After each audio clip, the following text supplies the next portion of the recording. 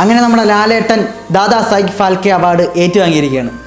ആ ഏറ്റുവാങ്ങുന്ന ആ സമയത്ത് നമ്മുടെ ആ ഒരു സ്പീച്ചിൻ്റെ ടൈമിൽ നമ്മുടെ അശ്വിനി വൈഷ്ണവ്, നമ്മുടെ മിനിസ്റ്റർ, പുള്ളി ലാലേട്ടൻ വിശേഷിപ്പിച്ചത് ഇങ്ങനെയായിരുന്നു: ദ റിയൽ ലോജി.